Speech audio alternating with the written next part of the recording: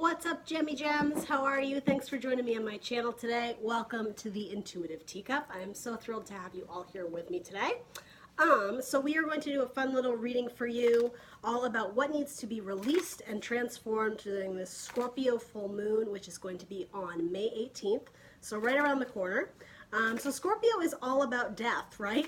It is the death card in tarot. Now, the death card doesn't literally mean death, right? It talks about transformation. It's that literal cheesy metaphor of the caterpillar, the cocoon, and the butterfly. What needs to change in your life? What needs to transform? Now, Scorpio is a water sign, right? So they are extremely intuitive, extremely psychic, also extremely emotional. However, of the water signs, they are the least likely to wear that emotions on their sleeves. So Scorpios tend to have a reputation of being very secretive. They take in the information and assess it, but they're not always super upfront with how they're feeling, right? So I think with the Scorpio full moon, there is going to be a great depth and well of feeling, but we have to remember that it's important to do something with that feeling and not just keep it all within. But yeah, Scorpio it's powerful energy, right? It also rules the house of sex, right? Sexuality. So there may be a need to take power of your own confidence, of your own sexuality, of your sexual confidence, right? Yeah, so we are going to see for the Geminis out there what needs to be transformed. So something that you're struggling with, Gemini, what can you release during this full moon? And then where can you take it? How can you use that energy and that emotion, right? How can you use that emotion to build something new, regeneration, for positivity? So this is a general reading, as you all know, right? Not everything I say is going to resonate with everyone out there, and that's totally fine. Never force a story to fit your situation. If it doesn't seem like it's your story, drop it like it's hot, right? If it resonates, that's fantastic. Feel free to check your sun, moon, rising, and Venus sign for additional messages. The link on how to do that will be in the description box below, along with all the other information you need to know, including the decks I'm using, the social media channels, etc. So without further ado, let's get going on the Gemini reading. What does Gemini need to release during the Scorpio full moon? What can we get for our Gemini friends out there? For the sign of Gemini. Oh, we're having card issues, guys. Sorry. There we go. All right. Let's do it. So Gemini, this is the you section. You are coming up as Judgment. Okay. The card of rebirth. Very interesting. So I believe this is a Scorpio card. I know sometimes people read Judgment differently, but I see it as a Scorpio card. Let's see. So Judgment is literal rebirth. It has to do with going back before you can move on and close out the cycle, right? Judgment, the world. The world is the last major arcana card in closing out of the cycle of the Fool's Journey, right? This comes right before. So right before you can start that cycle, you have to clean it up, right? You got to tie things in a bow, make sure, you cross your T's and dot your I's, and it's going back to make sure that the past can stay in the past, that there isn't all this extra baggage that you're still dealing with. Now, judgment can sometimes be a literal judgment call, right, on something. Now, this is the zombie tarot, right? So everything here is with a real, nod and wink. It's pretty comical, right? So the judgment here is, are we going to throw down that nuclear bomb to kill the zombies? What are the consequences there, right? It's making the judgment call. Is there something in your life that you're just ready to press the button, pull the switch, metaphorically? It's something that is going to be a significant amount of change. Because the zombie tarot, again, it's comical. There's been a lot of imagery of, do you pull the trigger or not? Are you going to kill the zombie? Are you afraid to do it? Do you have the balls to do it? I'm sort of getting it with this too. It's like, are you going to push the button, Gemini? Are you going to do it? Whatever that is for you. And I mean, that could be as simple as if you're in some sort of dynamic, some relationship, and that person is irking you. Are you going to keep pushing their buttons, Gemini? Or are you going to be like the mature adult? Are you going to make a good decision, a good judgment, right? Especially if you're trying to move on from something, if there's a relationship that's keeping you stuck, or something that you're kind of ready to wrap it up and move on to the next thing, take it to the next level, however that resonates. Yeah, there's something here you're ready to leave behind, I think, Gemini. See if we can pull a clarifier. So for your clarifiers on judgment, you have the Eight of Cups. Okay, so this is a card of walking away. It's going after what in the Eight of Cups. Yeah, it's okay. At one point in time, these cups, right, emotions, it was emotionally fulfilling. It made you happy for a bit. It doesn't anymore. You're ready for the next step. You're ready for the next challenge because it's depicted with a moon. It's following your intuition to know like there's better things out there. Again, this push the button, do I or don't I? Do, because you're ready to go after something that makes your heart sing, that makes you more happy. And again, perfect with the Fool, the Zero card, right? The beginning of the Fool's journey. So we were talking about judgment followed by the World. The next card is the Fool. It's literally closing out the cycle to start anew. To be that fool, and the fool in the tarot, it's a good term. It's not like dumb or you know what I mean. The Fool is someone who doesn't have a lot of baggage or holdups or hangups, things holding them back. They jump off the ledge and they don't care because they know they'll land on their feet. They have enough confidence in themselves. And they also have enough naivete in a good way to not know that there's consequence in a sense of, well, if you jump off the ledge, well, what will happen? They don't really care. You're not thinking that far ahead. But again, it's in a good way. It's trusting your gut. It's trusting your intuition that there's something better that lies ahead and you'll figure it out. Yeah, there's something really beautiful and serene about this card. There's something kind of artistic about it too, if you're into something that is drawing upon your creativity. So that's just what's in your headspace. It's judgment on leaving something or someone behind, and it's something that I think you just like you kind of see it going up in flames or up in smoke. Is that the term? I think you see it as a dead end, and you're just like, okay, like pull the trigger, push the button, like I'm out of here, peace, guys. So what needs to be released during the Scorpio full moon? The Emperor. Okay. So for most of you, this could be work related. If this is seeming more like a relationship dynamic or potentially friendship dynamic, you could be dealing with a fire sign, specifically Aries, but it could also be a Leo or Sagittarius. The Emperor is all about order and rules and control.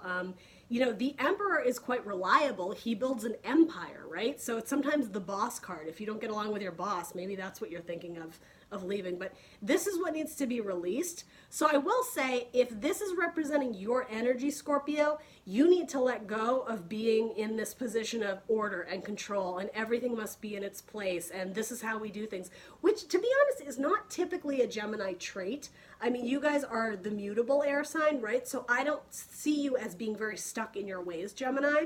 I do think this is more something or someone you're dealing with. Again, kind of like that, if it's like a dead-end job or literally like a dead end, how he's barred up the door here, there's something or someone blocking you, Gemini, from going through this door that you really, really want to go through because there's more happiness, there's more emotional fulfillment on the other side. And maybe if this Emperor represents a job or a person, whatever, maybe for a while you were like this kid. You were kind of leaning on this Emperor, again, the job, the person, thinking like, yeah, okay, they're going to give me some support. This is a steady job. This is a good person. We get along. We could live together. We could be roommates, whatever it is. But it's like they were keeping you kind of stuck in under this. I'm just getting, it was like an illusion of control. Or it made you feel like you had, sorry, let me rephrase that. It was giving you a sense of false control. It's like by hiding behind this Emperor, you were protected, like symbolically, whatever that is. By being at this job, you could pay your rent, you had health insurance, this or that, but you weren't emotionally happy. You were stuck. So at what point do you make that transition, right? Coming up in the what needs to be released. At what point do you go after something that you love even more?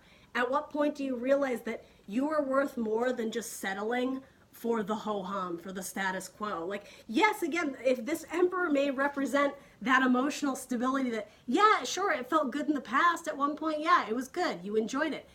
I don't think you do anymore. I think it's what you want to leave. And again, if it's a person, very, very strong fire sign, could also be your father too, if there's some need to disconnect from that relationship. Or it could just be end an argument with this person. It's like it's a dead end. No one's going to win the argument. What is that expression? It's there's a great expression when nobody wins. It's a stalemate. Is that it? Yeah. It's like, so whatever it is, it's something with this emperor, whatever that is in your life. It could be a boss. It could be a dad. It could be a boyfriend, girlfriend, whatever. The Three of Cups. Okay. So this is a Cancer card. Three of Cups talks about, well, sometimes it talks about reunions, celebrations.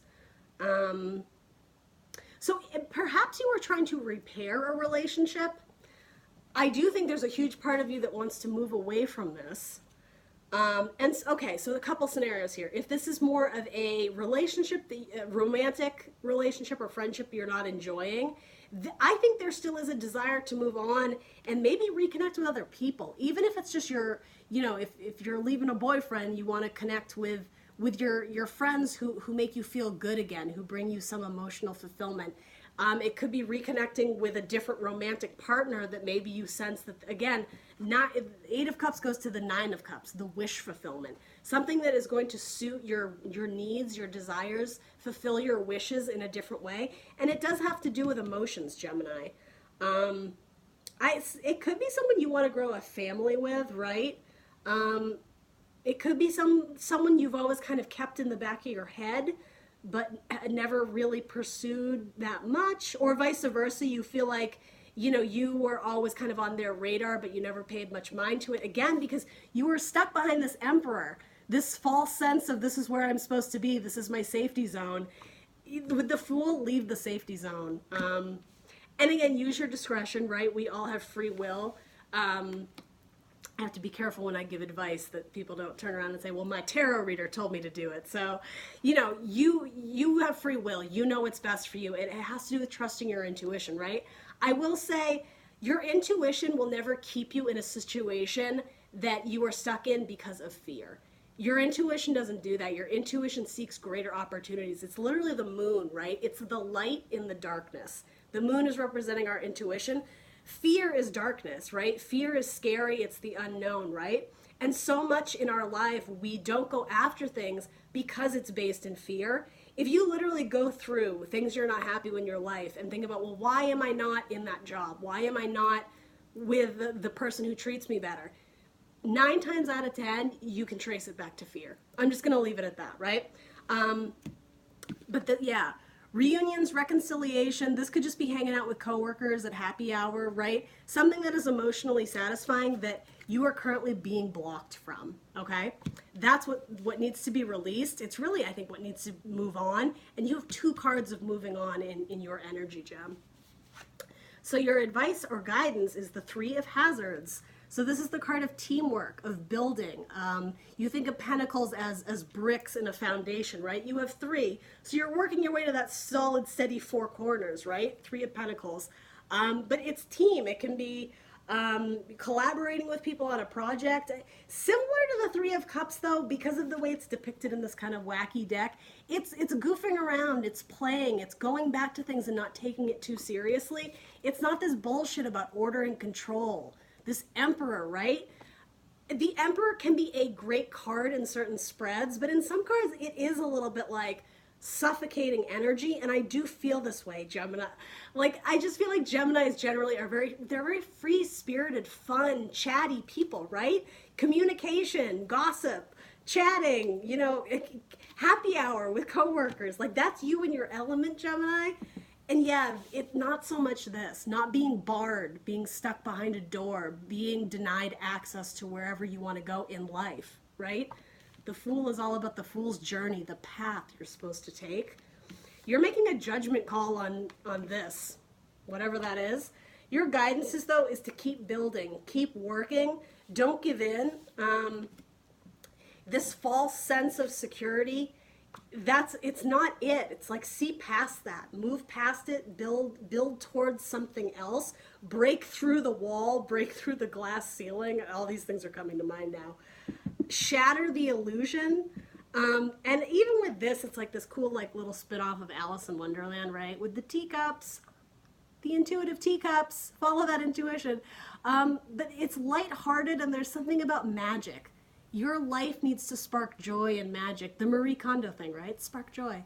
But do you see what I'm saying there? There's like, enjoy life. Be a Mad Hatter at a tea party. Don't be this. Something about this card, it's just, it's holding you back, Gemini. Three of Hazards, keep building. Keep enjoying those relationships. Pentacles is building, yes, but it can be building friendships. It can be building relationships. Literally building of new beginnings, right? And it can speak about health too. So if you're in a situation with a person or in a job or something, and it's like not mentally healthy, I mean, air energy, that's you guys, Gemini, right? The swords. This isn't a swords card, but what I'm getting at here is like building of the body, building of the health. Yeah, there maybe you need to like go out and exercise, go out into nature, build on things that are going to be good for you, Gemini. All right. That's what I got for y'all. So what we are going to do is pull an oracle card for you. However, if you want to find out more about what this oracle card means, you're going to join me over on Instagram. See what I did there? Trying to build up the traffic on Instagram. So if this helped you, if you got enough from this, fantastic. That makes me very happy, Gemini. In which case, I will see you probably in another week or so to do more tarot spreads on love and finance. If you want to stick around for the oracle card, great. And as I said, we'll pull one, and then I will go over the descriptions with you on Instagram. So I am the Intuitive Teacup on Instagram as well as Facebook. Check that out if you are into social media. And it's free for those of you who don't know. You don't have to join any, like, yeah. It's free. It's free. All right, so for Gemmy Gem, what can we get for their oracle card? This deck is called the Witch's Oracle. For the gems, Salamander. Ooh, ah. All right. So I will see you guys over on Instagram. We will talk about the Salamander card. Other than that, please, please, please do like, share, subscribe. I love you, Geminis, and thank you for joining me today. Bye, guys.